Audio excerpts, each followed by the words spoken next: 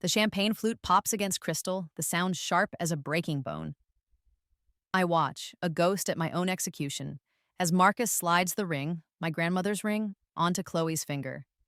Her manicured hand, the one I used to hold when we whispered secrets under the covers, trembles with feigned delight. A perfect tear traces a path through her perfect makeup. They think this is their victory. They think this is my end. The cold marble floor beneath my bare feet is the only thing that feels real. It anchors me to this moment, a scene I've lived before. In my first life, this was the instant my world shattered. The shock had been a physical blow, stealing the air from my lungs, leaving me a hollowed-out shell of a girl who couldn't understand how her fiancé and her best friend could be standing in the center of their engagement party, celebrating a betrayal so profound it felt like a death. It was a death, mine. But this time is different. My heart doesn't shatter. It doesn't even crack. It beats a slow, steady, and cold rhythm, each pulse a promise of retribution. Ice water, not blood, floods my veins. I am not the weeping fool crumpled in a forgotten corner. I am the architect of their downfall, and they have just laid the first stone. To Marcus and Chloe! Someone shouts, and a chorus of congratulations echoes through the grand ballroom of my family's estate. My family's home, which was supposed to become our home. The irony is a bitter pill I've already swallowed. Across the room, Marcus catches my eye. He offers a small, pitying smile. The kind you give a stray dog or a business rival you've just bankrupted. He thinks I'm heartbroken. He thinks I'm weak. He's counting on it. His confidence is a radiant, sickening thing. He's so sure of his triumph, so pleased with his own cleverness. He has the girl, he has the ring, and he believes he's about to have my company. I let my gaze linger, letting a flicker of the devastation he expects show in my eyes. It's a necessary lie. Let him believe I'm broken. Let him underestimate me. It will make his ruin that much sweeter. My mind is a steel trap, running calculations he can't even begin to fathom. The scent of lilies, my favorite, the ones he had trucked in for my benefit, is cloying and thick. A funeral wreath for the girl I used to be. Every detail of this room is a weapon they tried to use against me, but now it's all part of my arsenal. I know things they don't.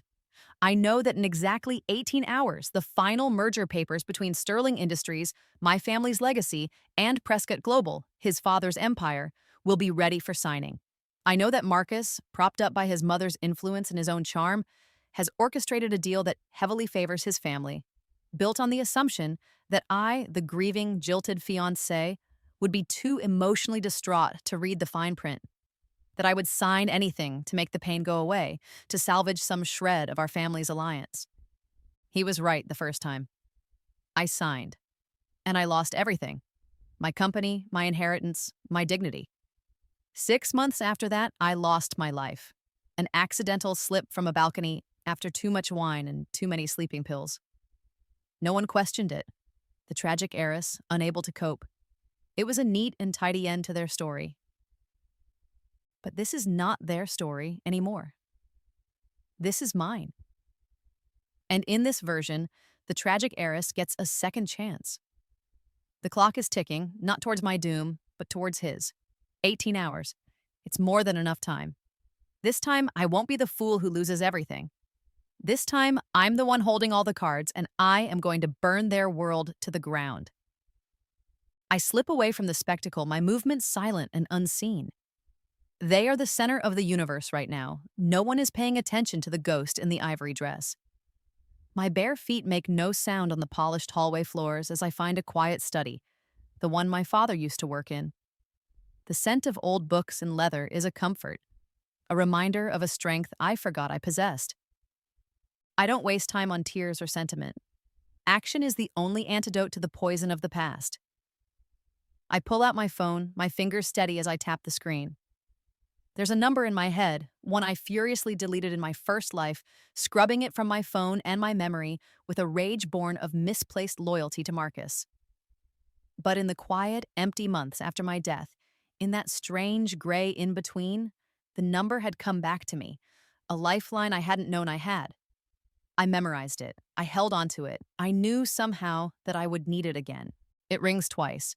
A deep, calm voice answers. a voice that sounds like late-night business deals and expensive whiskey. Adrian. Sophia. The surprise in his voice is subtle, but I hear it. Adrian Thorne is a man who is surprised by nothing. He's the only true rival to Prescott Global in the city, a self-made billionaire with a reputation for being as ruthless as he is brilliant. He's also the man who has watched me from afar for years, the man who made me a very different kind of proposal 6 months ago, a real one, a marriage of equals, a joining of forces. I'd turned him down, politely but firmly. I was in love with Marcus, I'd told him. What a blind, stupid fool I had been. It's me, I say, my voice low and even. I'm calling about your proposal. There's a pause on the other end of the line. I can picture him in his penthouse office, the city lights spread out beneath him like a carpet of diamonds. He's a king in his castle, and I'm about to invite him to conquer a new territory. My proposal, he repeats. It's not a question. It's a confirmation, a quiet test. The one you made to me at the museum benefit, I clarify, though I know he knows. The business proposal and the personal one. My answer is yes, I accept. Another silence, longer this time. I hear the faint clink of ice against glass. He's thinking, analyzing. Adrian doesn't make mistakes. He doesn't get played. Are you certain this time, Sophia? He asks, his tone unreadable. You were quite clear in your refusal. I was a fool, I say, and the confession is surprisingly easy. There is no room for pride now, only strategy. I've never been more certain of anything in my life, or my death. The last part slips out, a whisper of the truth I can never tell anyone. He doesn't comment on it, though I know a man like Adrian misses nothing. Where are you? He asks. I'm at my engagement party, I say, letting the statement hang in the air. My fiancé, Marcus, just proposed to my best friend, Chloe, with my grandmother's ring. The line goes dead silent. I've given him the motive. I've given him the context. Now he understands the urgency, the shift. This isn't a fickle change of heart. This is war. My driver will be at your service entrance in 10 minutes, Adrian says, his voice now devoid of any warmth, replaced by the chilling efficiency I've heard so much about. He'll bring you to my office. We have work to do. I know, I say. Thank you, Adrian. Don't thank me yet, Sophia, he says, and his voice holds a new note, one of grim satisfaction. We haven't won yet. He hangs up. I slip the phone back into the tiny, useless purse that hangs from my wrist. A wave of dizziness washes over me, the adrenaline of the past hour finally hitting. I lean against my father's desk, taking a deep breath. It's done. The first move has been made. I think of the merger Marcus orchestrated. The documents are a masterpiece of deception. Buried deep within the legalese is a clause he added at the last minute. A clause that requires my personal signature as the primary heir to Sterling Industries. He thought it was his masterstroke, the final chain that would bind me to his will. He assumed that even after his betrayal, I'd be forced to sign to protect the family, to prevent a public and messy collapse of the deal his mother, Victoria, had championed for so long. He saw it as his ultimate leverage. He has no idea that clause has just become his undoing. It's the very thing that gives me the power to destroy him. Because I am no longer the naive heiress who will sign anything her fiancé puts in front of her. I am the woman who just promised herself and her company to his greatest enemy. I glance at my reflection in the dark glass of the window. The girl staring back is pale, her eyes too wide, but there's a fire in them that wasn't there before. A cold, burning fire. I smooth down my dress, take a cleansing breath, and step back out into the hallway. The party swirls on, a kaleidoscope of oblivious joy and glittering falsehoods. I see Marcus across the room, laughing with Chloe, her head thrown back in a display of what she probably thinks is pure ecstasy. He holds her hand up, showing off the ring, my ring, to a circle of fawning admirers. Their confidence is an insult. Their happiness is a declaration of war. I let them have their moment. I let them drink their champagne and bask in the glow of their stolen victory. I'm already 3 moves ahead. My king is on the board now. And their whole world is about to be put in check. The 10-minute timer Adrian gave me is counting down in my head. My new life is about to begin. Adrian's penthouse office is exactly as I had imagined it, a testament to power and precision. It sits at the apex of the city, a glass-walled fortress in the sky. Floor-to-ceiling windows wrap around the space, and from this vantage point, the Prescott Global Building, Marcus's gilded cage, looks small and insignificant. A target. Adrian stands by the window when I enter, a silhouette against the glittering skyline. He turns, and his eyes, a startlingly clear gray, assess me in an instant. He's taller than Marcus, with a leaner, harder build. There are no soft edges to Adrian Thorne. His dark hair is perfectly styled, his suit is impeccably tailored, and his expression is one of controlled intensity. "Sophia," he says, his voice the same calm baritone from the phone. He gestures to one of the plush leather chairs opposite his massive mahogany desk. "Drink?" "Water," I say, my voice still a little shaky from the escape. The 10-minute drive here felt like an eternity, every second a risk of being discovered. He pours the water himself from a crystal decanter, his movements economical and precise. He doesn't ask if I'm okay. He doesn't offer condolences. A man like Adrian knows that pity is useless. He offers power instead. "You said you accept," he begins, getting straight to the point as he hands me the glass. "Both proposals. Let's start with the business. The merger with Prescott is in 18 hours. 17 now," I correct him, taking a sip of the cold water. It feels like life itself. The contract has a personal signatory clause for me. Marcus believes he has me trapped. He thinks I'll sign to avoid a public scandal. And you won't, Adrian states. "I'm going to do better than that," I say, a sliver of a smile touching my lips for the first time all night. "I'm going to propose a new merger between Sterling and Thorne Industries." Adrian's expression doesn't change, but I see a flicker of something in his eyes. Respect, perhaps. He leans back against his desk, crossing his arms. The posture is casual, but the energy coming off him is anything but. An interesting countermove, but Victoria Prescott has been working on this deal for a year. The board is behind her. The board is behind the idea of securing Sterling's future. They believe Prescott Global is the only way. They're wrong. Marcus is hiding a mountain of debt. He's desperate. Sterling isn't his prize. It's his lifeboat. He needs my company's assets to cover his own reckless investments. This is the first secret. The one I learned too late in my first life. The one that explained his sudden rush to push the merger through, his coldness, his willingness to cast me aside for a more compliant partner. Adrian raises an eyebrow. "You can prove this?" "I can," I say simply. "I have the memories, the names, the foreign accounts. I know exactly where to look." "Good," he says. "Then we have leverage. We call an emergency board meeting for the morning. We expose Marcus. We present our own deal." He pauses. Which brings us to the second proposal, the personal one. My heart gives a small, nervous flutter. This part is harder. The business is strategy, but this is something else. "A merger of our companies will be seen as hostile," I say, my voice carefully neutral. "A marriage between us solidifies the alliance. It makes it unbreakable. It sends a message that this isn't just a takeover. It's a union." "That was my original logic," he agrees, his gaze unwavering. "But my reasons were not entirely about business, Sophia, and I suspect yours aren't now, either." I meet his eyes. "My reasons are about survival, Adrian, and revenge." "Revenge is a powerful motivator," he muses. "But it burns hot and fast. What happens when it's over?" "Then I will be the co-CEO of the most powerful corporation in this city, and I will be married to a man who, unlike my former fiancé, understands the meaning of loyalty." A ghost of a smile plays on his lips. "Fair enough." The sound of the private elevator dinging cuts through the quiet tension of the room. Adrian's assistant, a woman with a severe haircut and an expression of fierce competence, appears at the door. "Mr. Thorne, you have an unscheduled visitor. Marcus Prescott. He's demanding to see Miss Sterling."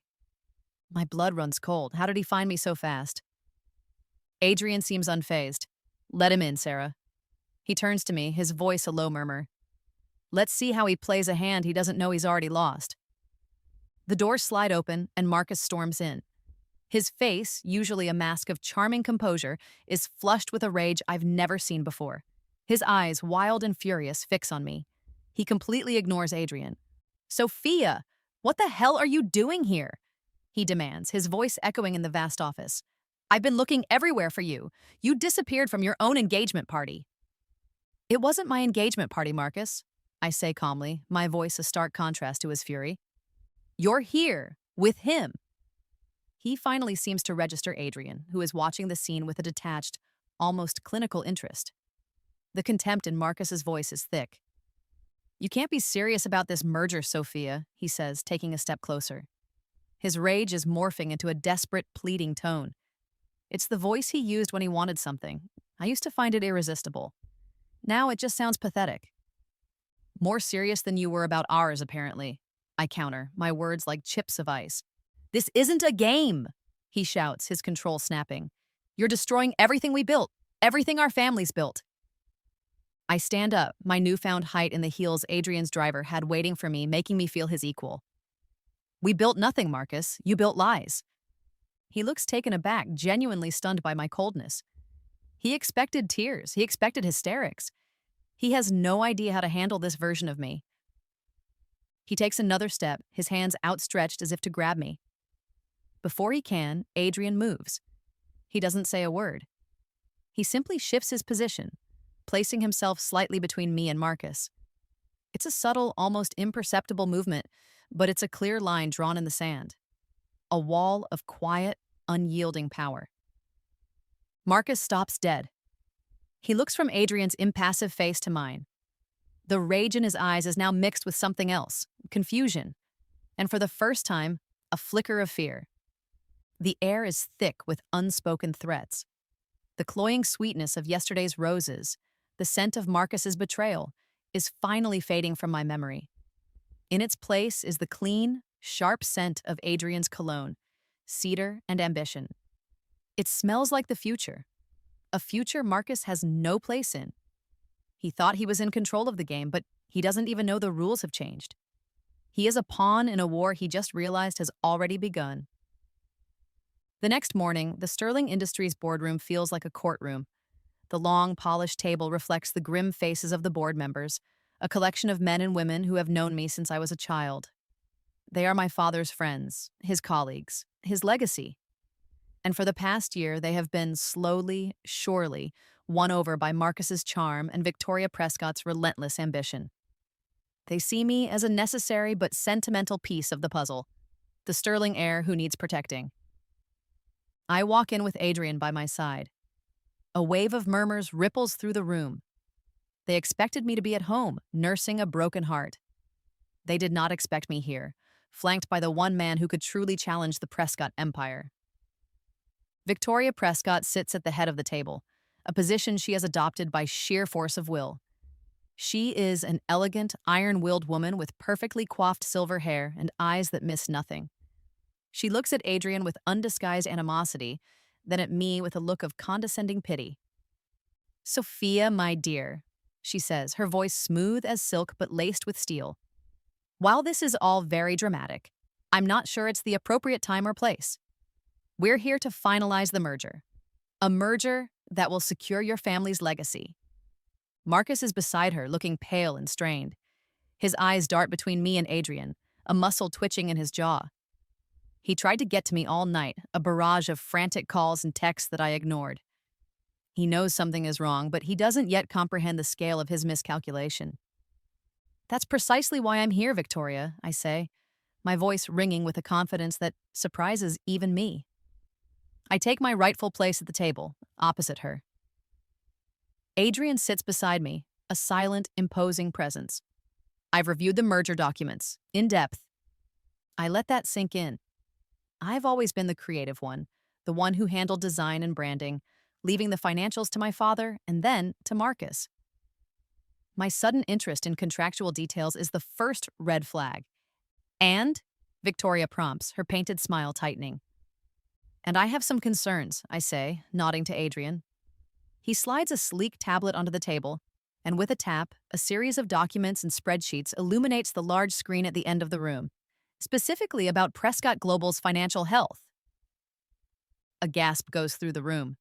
Marcus shoots to his feet. This is outrageous. Our financials are impeccable. Sophia, what is he making you do? He isn't making me do anything, Marcus, I say, my eyes locking on his. I'm doing this because you lied. To me and to this entire board. You're not acquiring sterling to expand your empire. You're acquiring it to save yourself. I stand and walk to the screen, my movements calm and deliberate. I point to a series of offshore accounts and shell corporations. For the past 2 years, Marcus has been making a series of high-risk, unauthorized investments using Prescott Global funds. Investments that have failed spectacularly. He is currently carrying over $200 million in secret debt to a consortium of foreign investors. Investors who are getting impatient. The boardroom erupts. The members are on their feet, shouting questions, their faces a mixture of shock and disbelief. Victoria's face has turned ashen. She stares at her son, whose carefully constructed mask of indignation is beginning to crack, revealing the desperate, cornered animal beneath. These are fabrications, Marcus sputters, his voice cracking. Forged documents. Thorne is trying to sabotage our deal. Are they, Marcus? I ask softly, my voice cutting through the noise. I tap another file on the screen. Because here are the signed wire transfers.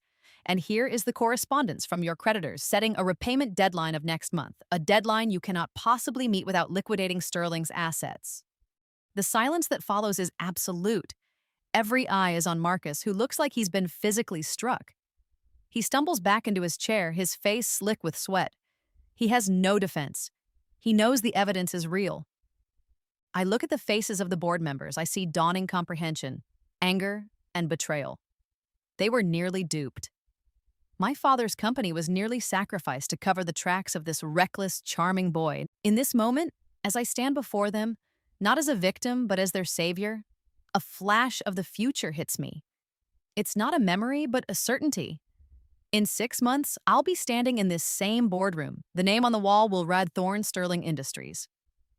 I'll be standing beside Adrian, not just as his wife, but as his equal, the co-CEO of a new dynasty we built from the ashes of this one. The thought doesn't feel like revenge. It feels like destiny. It feels right.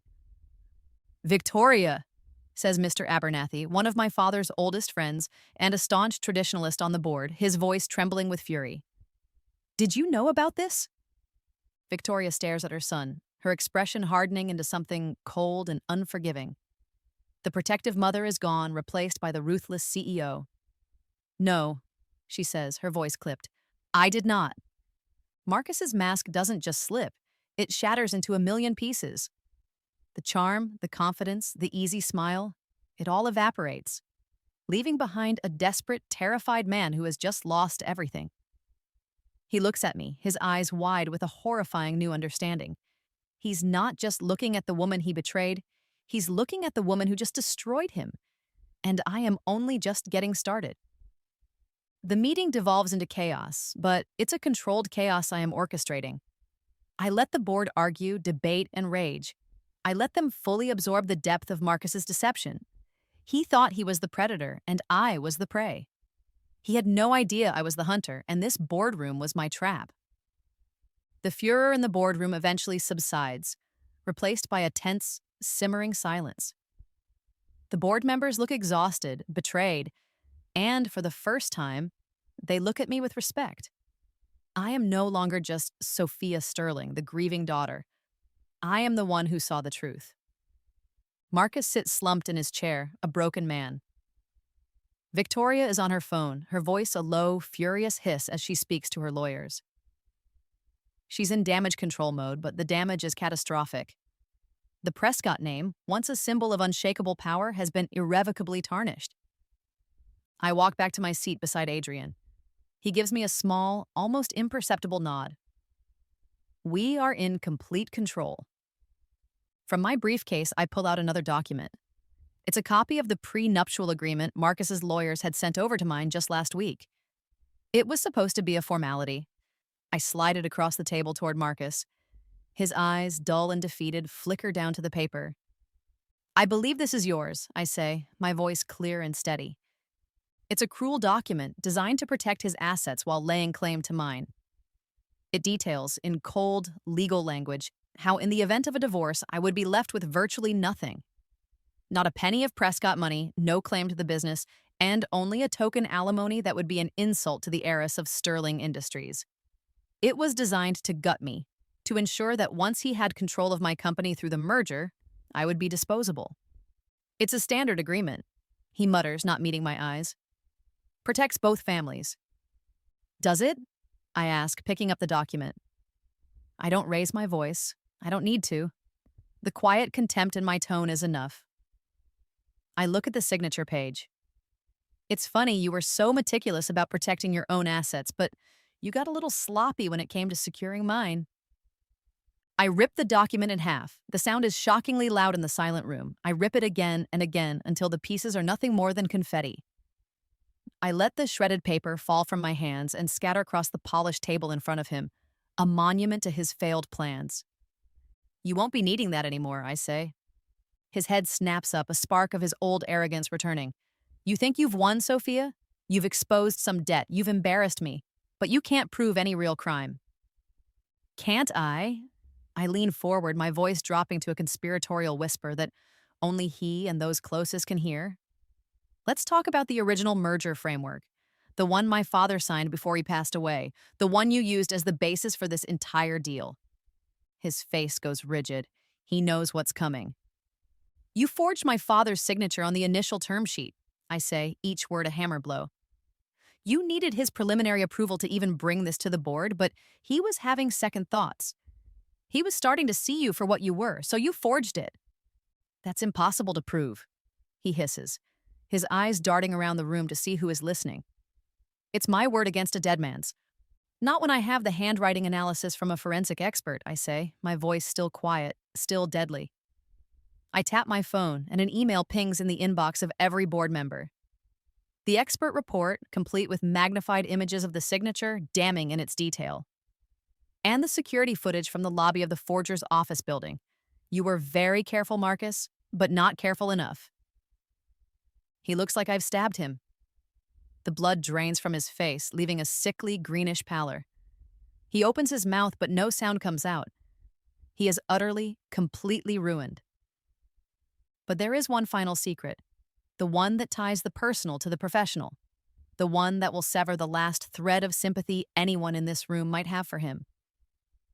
You weren't working alone, were you? I continue, relentless. You had help, someone on the inside, someone who had access to my father's private documents, someone who knew the inner workings of Sterling Industries, someone I trusted. I let my gaze drift from Marcus's horrified face to the door of the boardroom, as if I can see through it, all the way back to the party last night, to the woman wearing my grandmother's ring. The final secret spills from my lips, not with a shout, but with a quiet, sorrowful finality. Chloe, it was Chloe, wasn't it? She's been feeding you information about my family's business for 2 years. Every weakness, every private conversation, every negotiation strategy. She handed my father's legacy to you on a silver platter. If the debt was a body blow and the forgery was a stab wound, this is the final fatal shot. It connects everything. It explains not just his business strategy, but his choice of replacement. It wasn't just a random affair, it was a conspiracy. A long, calculated betrayal by the two people I loved most in the world. Marcus finally breaks. A choked, guttural sound escapes his throat. He doesn't deny it. He can't. The truth is written all over his face. I glance at the clock on the wall, 2 p.m. The courthouse closes at 5, I announce to the stunned room. I look directly at Adrian. That gives us 3 hours to file the fraud charges. The timer has been reset. The game has escalated. We're no longer just talking about a failed merger. We're talking about criminal prosecution. We're talking about prison. Marcus Prescott, the golden boy of the city, is about to become a convicted felon, and his co-conspirator, my dearest friend Chloe, is about to go down with him. The annual Children's Literacy Gala is the crown jewel of the city's philanthropic scene. It's a night of performative generosity, where billionaires write checks and society wives compete for the most dazzling jewels. Tonight, it is my stage. My coronation and his execution, all in one glittering public spectacle. I arrive with Adrian at my side. We are a vision of power. He in a perfectly tailored tuxedo that makes him look less like a businessman and more like a dangerous, handsome spy. And I in a gown of deep crimson, the color of blood and victory. It's a stark contrast to the virginal ivory I wore at my engagement party less than 24 hours ago. The message is clear. The innocent girl is gone. A queen has taken her place. The moment we enter, a hush falls over the ballroom. Heads turn. Whispers follow us like the train of my gown. The news from the Sterling boardroom has ripped through the city's elite with the speed of a wildfire. Everyone knows something has happened. They just don't know the full story. I intend to give it to them. We find Marcus and Victoria holding court near the bar. They are putting on a brave face, but the strain is visible. Marcus looks haggard, his eyes red-rimmed. Victoria's smile is a brittle, painted-on thing. Chloe is nowhere to be seen. It seems she was not deemed suitable for public display under the circumstances. "Sophia," Victoria says, her voice tight as she approaches us. "I need to speak with you, privately." "Everything I have to say, Victoria, I'm happy to say in public," I reply, my voice carrying just enough for those nearby to hear. Before she can respond, the evening's host taps the microphone on stage. It's time for the keynote speeches. And as the primary sponsor, the first speaker is meant to be the CEO of Prescott Global, or, in his absence, the heir Marcus. But as the host calls his name, I put a hand on Adrian's arm and begin walking toward the stage. A ripple of confusion and excitement goes through the crowd. "There's been a change in the program," I say to the bewildered host, my voice low but firm. I take the microphone from his hand. I turn to face the sea of faces, the hundreds of powerful people who represent the world I was born into. The spotlight is warm on my skin. I find Marcus in the crowd, his face a mask of disbelief and horror. "Good evening," I begin, my voice smooth and confident, amplified throughout the grand ballroom. For years, Sterling Industries has been a proud supporter of this wonderful cause. My father believed that literacy was the foundation of all success. He also believed in the power of truth and integrity. I let that hang in the air for a beat. It is in that spirit of truth that I have an announcement to make tonight. A personal one. I pause, and the room is so quiet you could hear a diamond drop. Many of you attended a party last night that was mistakenly billed as my engagement celebration. I am here to correct the record. I turn and smile at Adrian, who has moved to the foot of the stage, watching me with an expression of intense pride. I am overjoyed to announce my engagement to Mr. Adrian Thorne. The room erupts in gasps. It's a scandal, a drama, a public spectacle more delicious than any gossip column could have invented. I see the flash of cameras from the press section. This will be on every front page tomorrow. I walk off the stage, my purpose served, and move directly toward Marcus, who stands frozen, his face ashen. The crowd parts for me as if I am royalty. "You're making the biggest mistake of your life, Sophia," he hisses, his voice a venomous whisper as I reach him. His carefully curated public persona is gone, replaced by raw, ugly desperation. "I already made that mistake once," I reply, my voice just as quiet, just as cold. "And his name was Marcus." "Adrian doesn't love you. He loves your company," he snarls, trying to find a weak spot, a chink in my armor. I almost laugh. The hypocrisy is breathtaking. "And you loved my money, not me. At least Adrian is honest about his ambitions. We are partners. You and I, we were a lie." "This isn't over," he says, his hands clenching into fists at his sides. "Oh, Marcus," I say, and for the first time, I feel a sliver of something that might be pity. It's a weak, useless emotion, and I squash it immediately. "It's been over since the moment you betrayed me." I turn to Victoria, who has been watching this exchange with a look of growing horror. From my small, elegant clutch, I pull out a slim, leather-bound folder. It contains copies of everything. The offshore accounts, the forged signature analysis, the sworn affidavits from the board, even a transcript of Chloe's confession, which Adrian's security team had efficiently extracted from her earlier that afternoon in exchange for a slightly less damning legal fate. "Victoria," I say, my voice softening just a fraction. This part is not for my benefit, but for hers. She is a formidable woman, and though she is my enemy, she deserved to know the full truth of her son's weakness. I believe you'll want to see this. I slide the evidence folder across the small table between us. Her perfectly manicured hand trembles as she reaches for it. She opens it, and as her eyes scan the first page, the last bit of color drains from her face. She looks at her son, not with anger anymore, but with a profound and devastating disappointment. In that moment, I know I have not just defeated Marcus, I have severed him from his greatest source of power, his mother's unwavering support. While they are absorbed in their private hell, Adrian's phone buzzes. He answers, listens for a moment, and then hangs up. He leans in close to me, his breath warm against my ear. The board has voted, unanimously. Marcus has been removed from his position, effective immediately.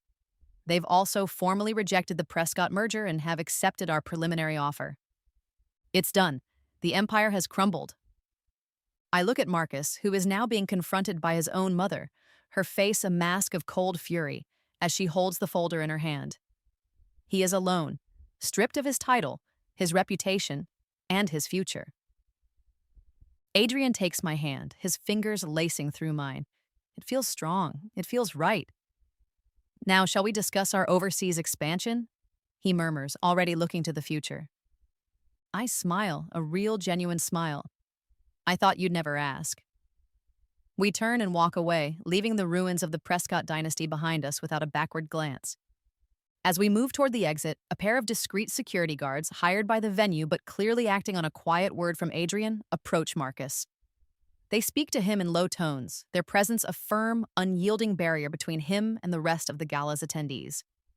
He is being escorted out, a pariah. He catches my eye one last time from across the room, his face a maelstrom of hatred and disbelief. I give him a small, final nod, a silent acknowledgement of his end. Some people get second chances. I whisper to myself, the words a secret between me and the universe that had granted me this impossible opportunity. You won't be one of them. 6 months later, the glass wall of my office overlooks the city, but the view is different now. The Prescott Global building is still there, but a new name is being prepared for its facade. Thorne Sterling. Adrian's office is connected to mine through a private door. We are rarely apart. The ring on my finger is not my grandmother's. That ring, tainted by betrayal, was quietly sold, the proceeds donated to the Literacy Foundation. The ring I wear now is an exquisite square-cut diamond, brilliant and modern and clear as Adrian's ambition. It catches the light as I sign the final page of the document in front of me. It is the contract finalizing our acquisition of Prescott Global's remaining domestic assets. We picked the bones clean. Victoria fought, of course, she is a fighter. But stripped of her son's fraudulent groundwork and facing a mountain of legal trouble, she was forced to sell. She has retired, retreating to a quiet life away from the city and the scandal that bears her family name. Marcus took a plea deal. The forgery and fraud charges were too substantial to fight. He avoided a long prison sentence, but he is a convicted felon, barred from holding any board position for life. His name is poison in the world he once ruled. The last I heard, he was living in a small rented apartment, a ghost of the man he used to be. And Chloe. I saw her last week. I was walking to a lunch meeting, and there she was, behind the counter of a downtown coffee shop. She wore a stained apron and a name tag.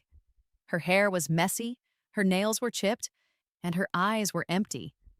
All of her dreams of marrying into the Prescott dynasty, of becoming the queen of the city's social scene, had evaporated, leaving behind this bitter, lukewarm reality. She saw me. Our eyes met for a brief, searing second across the crowded cafe. I saw a flicker of the old hatred, but mostly, I saw a vast, hollow emptiness. She looked away first, turning to take an order, her voice a dull monotone. The friendship she destroyed, the loyalty she betrayed, it had all bought her a life of minimum wage and the smell of burnt coffee. It was a fitting end. I built this empire on the ashes of their betrayal. I took their lies, their greed, and their cruelty, and I forged them into a weapon and then a throne. Adrian stands in the doorway of my office watching me. He smiles, that rare, genuine smile that he saves only for me. Done, he asks. Done, I confirm, closing the folder.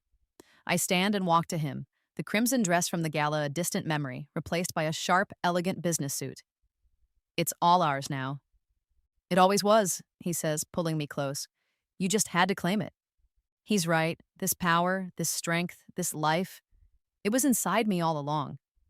The betrayal didn't create it. It just burned away everything else, leaving only the indestructible core of who I was meant to be. I am not the girl who was destroyed by them. I am the woman who was reborn from their fire.